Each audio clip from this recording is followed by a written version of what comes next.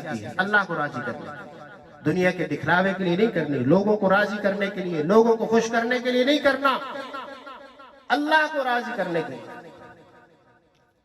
تو جو بھی کر رہے ہیں والدین کی خدمت کر رہے ہیں، کیوں کر رہے ہیں؟ اللہ کا حکم ہے، اللہ کا حکم ہے، والدین کو راضی کرنا ہے، اللہ کا حکم ہے، والدین کو خوش کرنا ہے، یہ اللہ کا حکم ہے۔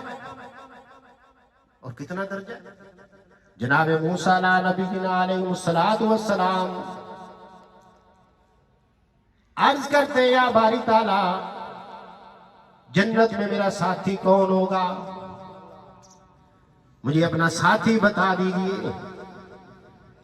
رب العالمین نے فرمایا موسیٰ فلاں مقام پر چلے جاؤ، ایک قصاب کی دکان پر ایک قصاب کسائی بیٹھا ہے، گوشت بنا رہا ہے، وہ جنت میں آپ کا ساتھی ہے۔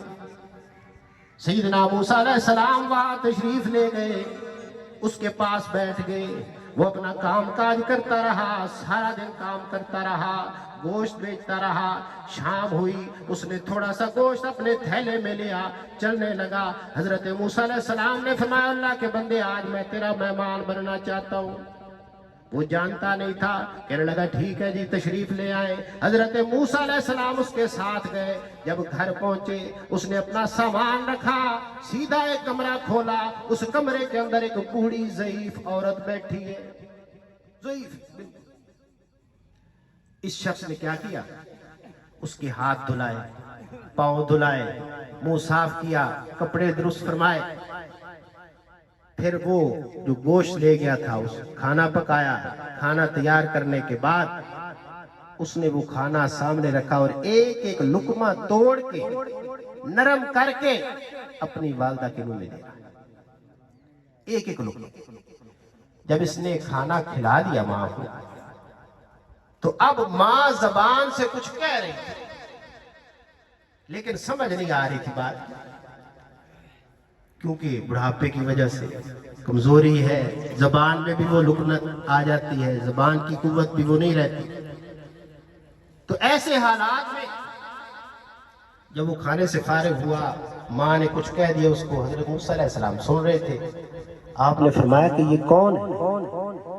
اس وقت اس نے بتایا کہ یہ میری ماں ہے۔ اچھا یہ کیا کہہ رہی ہے؟ تو وہ فرمانے لگے کہ جب سے میں ان کی خدمت کر رہا ہوں تو یہ ایک ہی دعا مجھے دیتی ہے۔ کیا دعا ہے؟ کہ یہ دعا یہ دیتی ہے کہ اللہ تجھے موسیٰ کا ساتھ نصیب کرے، اللہ تجھے موسیٰ کا ساتھ نصیب کرے۔ حضرت موسیٰ علیہ السلام نے فرمایا کہ میرے رب نے سچ فرمایا کہ بالکل تو میرا ساتھی ہے، تو اپنی ماں کی خدمت کرتا ہے، تو میرا ساتھی ہے، جنت میں نبی کا ساتھی ساتھ نصیب ہو جائے۔ اس لیے بھائی والدین کی خدمت تو بڑا درجہ ہے، بندہ چاہے جس مقام پر بھی پہنچ جائے، جس درجے پر بھی پہنچ جائے، ماں باپ تو ماں باپ، ان کے لیے تو یہ بیٹا ہی ہے، ان کے لیے تو یہ بچہ ہی ہے۔ اور جب تک ماں باپ زندہ ہوتے ہیں وہ دعائیں کرتے ہیں، ہمیشہ ماں باپ اپنی اولاد کے لیے دعائیں کرتے ہیں۔ تو اس لیے بھائی نماز کا والذین صبروا ابتغاء وجہ ربہم واقاموا الصلاۃ، نماز قائم کرتا ہے۔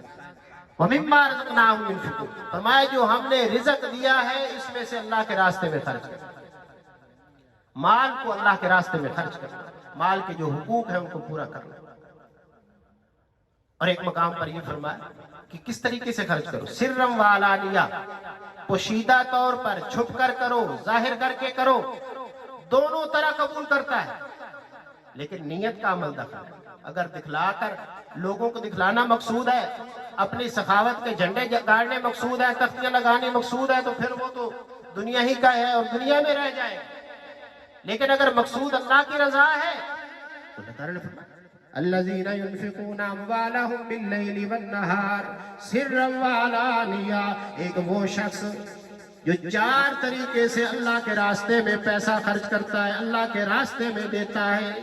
اس آیت کریمہ میں فرمایا ایسا بھی شخص مقدر والا شخص جس نے رات کو بھی اللہ کے راستے میں خرچ کیا، دن کو بھی اللہ کے راستے میں خرچ کیا، خفیہ طور پر پوشیدہ طور پر بھی اللہ کے راستے میں خرچ کیا، اعلانیہ طور پر بھی اللہ کے راستے میں خرچ کیا۔ اور جیسے ایک حدیث پاک کے اندر آتا ہے کہ عرش کا سایہ 7 بندوں کو نصیب ہوگا، ان 7 بندوں میں اللہ کے محبوب صلی اللہ علیہ وسلم نے فرمایا ایک وہ شخص بھی ہے کہ جس نے اس طریقے سے اللہ کے راستے میں مال دیا کہ اپنے دائیں ہاتھ سے دے رہا ہے، بائیں کو پتہ نہیں ہے، اپنے سیدھے ہاتھ کے ساتھ دے رہا ہے، الٹے ہاتھ کو پتہ نہیں ہے، ایسے اللہ کے راستے میں خرچ کرتا ہے۔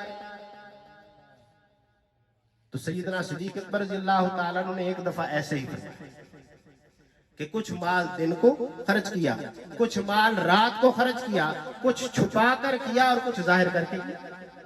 اس آیت کا مصداق بنا حضرت علی المرتضیٰ نے بھی 4 درہم تھے، آپ نے 1 درہم رات کو دیا، 1 دن کو دیا اور 1 چھپا کر دیا اور 1 ظاہر کر کے دیا۔ تو اس لیے اللہ کے راستے میں خرچ کیا۔ تو بھائی دنیا کی زندگی بہت مختصر ہے، مختصر وقت کے لیے ہم آئے ہیں اور بہت جلد ہم نے اس دنیا سے پردہ کرنا ہے، اس دنیا سے ہم نے جانا ہے۔ لیکن کام کیا چیز آئے گی؟ اعمال۔ وہاں کا جو سکہ ہے وہ اعمال صالحہ ہے، نیک اعمال۔ آخری حدیث سنا کے بات کو ختم کرنے کی کوشش کرتے ہیں۔ ایک حدیث شریف کے اندر آیا ہے، امام غزالی رحمۃ اللہ علیہ نے قیامت کا دن ہوگا، ایک بچھو شکل کا جانور یوں کھڑا ہوگا اور ادھر ادھر دیکھ رہا ہوگا۔ لوگ پہلے ہی ڈرے ہوئے سہمے ہوئے، تو جبریل امین پوچھے ماذا تريد یا حریش، اے حریش جانور کیا چاہتا ہے؟ وہ حریش جانور کہے گا مجھے 5 قسم کے لوگوں کی تلاش ہے۔ کون سے؟ نمبر 1 این من ترک الصلاۃ، کہاں ہیں وہ لوگ جو نماز نہیں پڑھا کرتے تھے؟ نماز کا وقت ہوتا تھا ان کے سر بھاری ہو جایا کرتے تھے، بلاوا آتا تھا یہ پرواہ نہیں کرتے تھے۔ اللہ کے قرآن نے ارشاد فرمایا عن المجرمین ما سلککم فی سقر، کل قیامت کے دن سوال ہوگا، جنتی لوگ پوچھیں گے یار ہمارا فلانا رشتہ دار ہمیں نظر نہیں آ رہا، ہمارا بھائی ہمیں نظر نہیں آ رہا، ہمارا والد ہمیں نظر نہیں آ رہا، ہمارا فلاں عزیز ہمیں نظر نہیں آ رہا، کہاں ہے؟ بتایا جائے گا وہ تو جہنم میں پہنچ گئے۔ کیوں پہنچ گئے؟ یا اللہ وہ تو ایمان والے تھے، کیسے پہنچ گئے؟ فرمایا جاؤ سوال کر لو، میں ان کو طاقت دیتا ہوں، تمہیں جواب دیں گے۔ کیا جواب دیں گے؟ قالوا لم نک من المصلین، ہم لوگ نماز نہیں پڑھا کرتے تھے۔ تو فرمایا ایک ایسے لوگ این من ترک الصلاۃ، دوسرا فرمایا این من اکل الربا، کہاں ہے وہ لوگ جو سود کھاتے تھے؟ آج سود لوگ کھا رہے ہیں، اعلان جنگ کر رہے ہیں، اللہ اور اس کے رسول کے خلاف اعلان جنگ کر رہے ہیں، انہیں اس بات کا علم نہیں ہے۔ اللہ کا قرآن کہہ رہا ہے اگر تم سود کی لعنت کرو گے، سود والا کام کرو گے، سود کھاؤ گے، سن لو پھر میرے ساتھ تمہاری دشمنی ہے، سود چھوڑ دو، حرام ہے۔ انما الخمر والمیسر جو ہر قسم کی شراب، جوا، ان ساری چیزوں کو چھوڑ دو، یہ ساری حرام ہے۔ پھر وہ کہے گا این من شرب الخمر، کہاں ہے وہ لوگ جو شراب پیا کرتے تھے؟ شراب رب نے حرام کہی ہے، حرام ہے، حرام ہے، ایک گھونٹ بھی پیا حرام داخل ہو گیا جسم میں۔ اس لیے اللہ کے محبوب نے فرمایا شراب کے قریب نہ جاؤ، شراب ساری برائیوں کی جڑ ہے۔ ایک بندہ اگر زنا نہیں کرتا، بدگوئی نہیں کرتا، فحش کام نہیں کرتا، غلط کام نہیں کرتا، لیکن شراب پی لیتا ہے، گناہ بھی کرتا ہے، زنا بھی کرتا ہے، نہ ماں کی پہچان، نہ بہن کی پہچان، نہ رشتہ داروں کی پہچان، بالکل عقل معوف ہو جاتی ہے۔ اس لیے فرمایا شراب کبھی نہ پینا۔ چوتھا فرمایا کہ این من شرب الخمر این من اکل الربا، ऐन मन यतहद्दसु बिहदीस दुनिया फिल मसाजिद, फरमाया वो लोग कहाँ हैं जो दुनिया की बातें जाकर मस्जिदों में किया करते थे। वो लोग, ऐसे लोग दुनिया की बातें मस्जिदों में, बाहर हमें वक्त नहीं मिलता और मस्जिद में जाकर दुनिया की बातें करते हैं। मस्जिद तो अल्लाह का घर है, अल्लाह ताला ने किस लिए बनाया कि वहां इबादत है। और आखिरी बात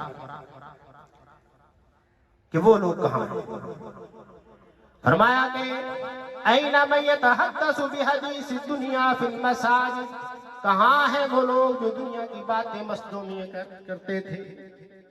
और फरमाया वो कहां लोग, ऐना मन मना ज़कात, कहां है वो लोग जिनको माल हमने दिया था ज़कात अदा नहीं करते थे। फरमाया ये 5 किस्म के लोगों को वो तलाश करके अपनी उस डरावनी शक्ल वाला मुंह जो होगा उसके अंदर उठाकर जहन्नम में फेंक देगा। अलियाज़ बिल्लाह। अल्लाह ताला हमारी हिफाजत फरमाए। भाई नेक आमाल की आज बड़ी कमी है। अपने आमाल की दुरुस्ती करो, ईमान की दुरुस्ती करो और अल्लाह के प्यारे महबूब सल्लल्लाहु अलैहि वसल्लम से सच्ची मोहब्बत, सच्चा इश्क कैसे होगा, जब हम महबूब के नक्शे कदम पर चलेंगे, सुन्नत के मुताबिक चलेंगे, अल्लाह ताला के हुक्मों के मुताबिक जिंदगी गुजारेंगे और जनाब नबी करीम सल्लल्लाहु अलैहि वसल्लम की सुन्नत तैयबा के मुताबिक हम जिंदगी गुजारेंगे तो यकीनन हमारी कामयाबी है। दुनिया के अंदर भी हमारी फलाह है और कल आखिरत में भी हम लोग कामयाब हैं। अल्लाह ताला हम सबको अमल की तौफीक